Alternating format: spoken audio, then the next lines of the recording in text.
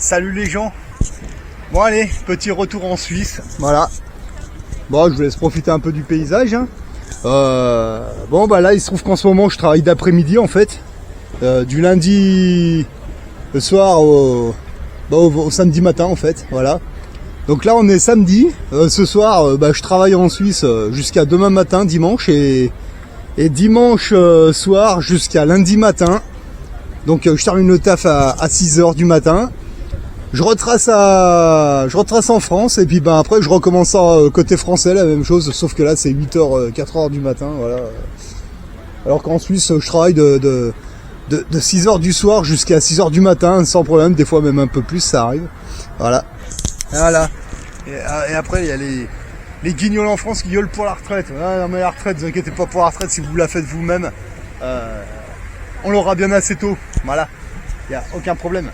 Donc là je fais cette petite vidéo là pour remercier Pierre Jovanovic, voilà, pour les positions qu'il nous a fait prendre pendant déjà ces 10 dernières années en fait. Ici tout le monde s'en félicite, hein, les Suisses le font, il n'y a aucun problème, voilà.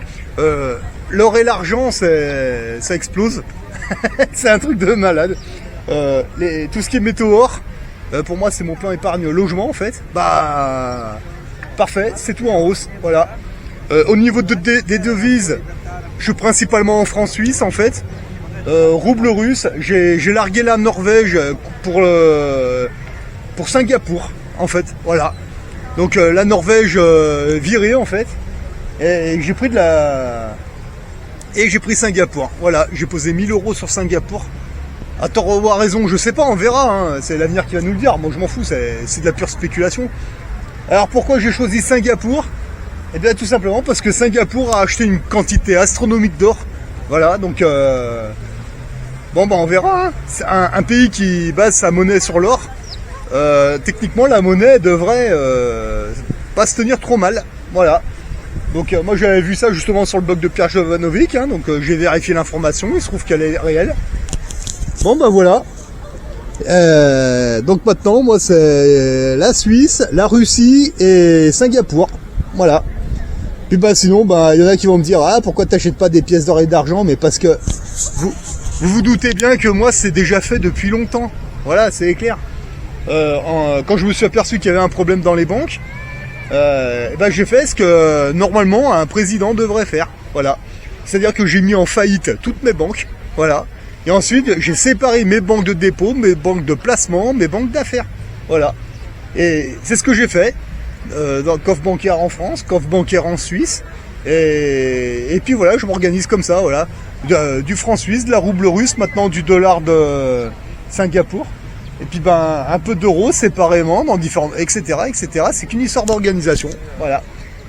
Ça se passe très bien. Voilà. Plus on s'enfonce dans ce qu'ils appellent la crise, et plus moi, je suis en train de... Et je suis pas le seul ici, il y a beaucoup de Suisses qui se frottent les mains, là. L'euro vaut plus rien. Les Suisses nous le disent, hein. L'euro vaut plus rien, hein. Je vous montre, j'ai changé 50 € en francs suisses pour faire des petits achats de touristes, en fait, hein. Je vous montre, hein, voilà. Hein. Ça veut tout dire, voilà. Au tout début, quand je changeais mes euros en francs suisses, 1 euro ça valait 1 franc 50, 1 franc 60 même, je me rappelle. Je laissais les 1000 francs dans mon coffre bancaire, qui y sont toujours. Et puis avec ce que je gagnais au change, j'achetais les pièces d'or, les pièces d'argent, etc. Là aujourd'hui, voilà. C'est à vous de voir, hein. Vous prenez vos positions maintenant. Là maintenant, c'est là qu'il faut taper dedans à fond. Essayer de prendre position à fond. Là on vit vraiment les derniers moments. Maintenant, Là, c'est vous prenez position maintenant, ou alors vous allez manifester avec les autres zozos, là, avec les autres zouaves. Mais eux, ils vont morfler, je pense. Ça, c'est clair. Et quelque chose me dit que ça va se passer avant cet été. Enfin, on verra bien, quoi.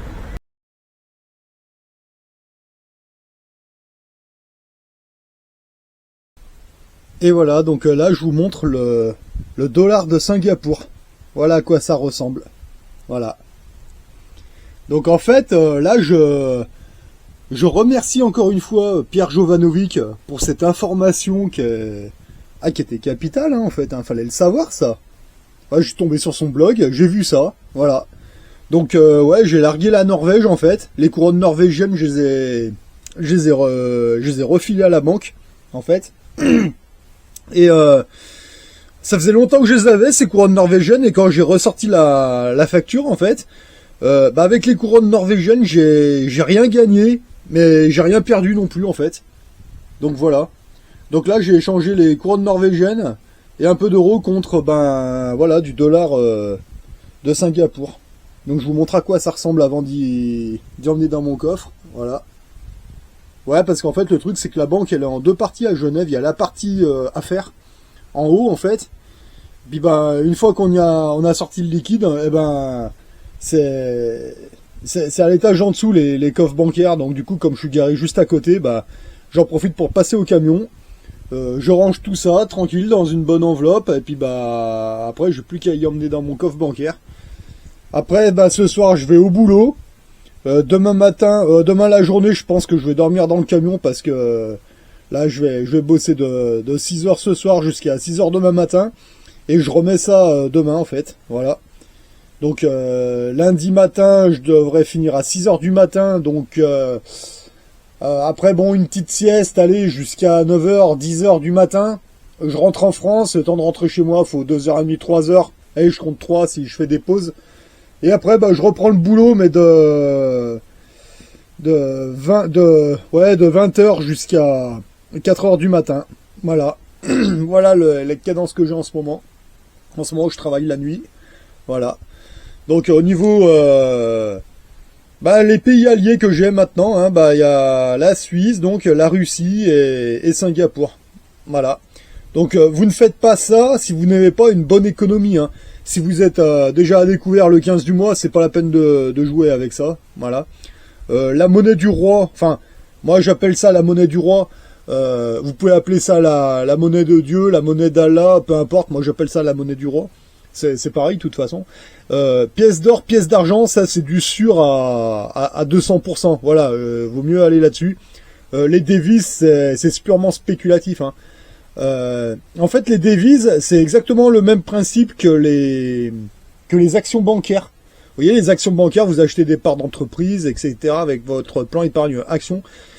Et ben là, moi, je fais exactement la même chose, sauf que là, c'est un peu plus discret, c'est un peu plus vicelard, c'est avec des devises. Voilà. Donc, je vous montre à quoi ça ressemble, et je vous montre qu'un petit ouvrier, un petit gueux, peut le faire. Voilà. Donc, bon, ben voilà, hein. Je vous montre à quoi ça ressemble. Donc, qu'est-ce que je vous dise de plus? Voilà, il y a à Silicon Valley, ça a pété, les grosses banques américaines, là. Donc, s'il y a eu ça, à un moment ou à un autre, ça aura des répercussions ici, hein, à un moment ou à un autre. Donc, là, les Suisses, ils me l'ont dit clairement, hein, l'euro, c'est... Ah oui, alors, quand on va en Suisse, alors quand j'avais demandé de la rouble russe il y a 8 mois, quand 1 euro, ça valait 150, 140 roubles, comme ça, à chaque fois que j'arrivais, ben... je posais les thunes, on me disait ah bah c'est les derniers. Ah ouais d'accord. Et ben là pour le dollar de Singapour, et ben quand je suis passé, j'en ai pris pour 1000 euros en fait. Donc ça m'a fait ouais 1400 dollars de Singapour, parce que 1 euro ça en fait 1,40, 1,50. Bah tiens c'est marrant, exactement comme le franc suisse. Hein. En 2008, 1 euro ça valait 1 franc 50, 1 franc 60. Bah là 1 euro ça fait 1,40 $ Singapour. Voilà.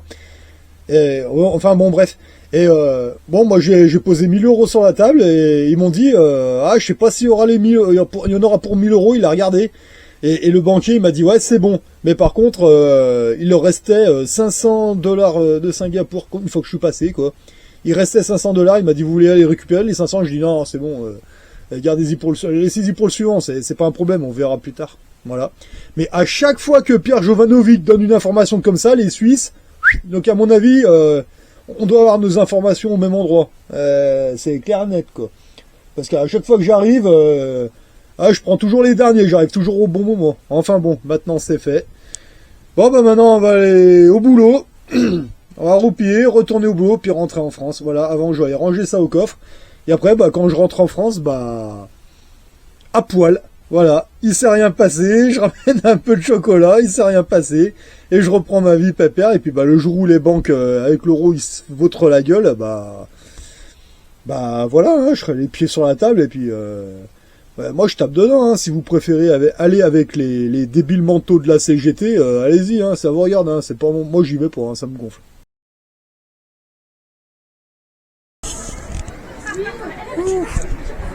Et voilà, c'est fait, bonne chose de faite. Voilà, il n'y a plus qu'à rentrer en France et puis et se mettre les pieds sur la table et puis patienter tranquillement, voir ce qui va se passer. Voilà. À tout moteur et à tout cœur, ils sont là quand il faut. C'est au nom de la loi qu'ils poussent leurs chevaux à vitesse turbo. Prêt à tout, audacieux, courageux, ils foncent aussitôt. Arrivant juste à temps pour être les vainqueurs pour le dernier saut. Bonne position, qui peut dire qu'ils ont bonne position.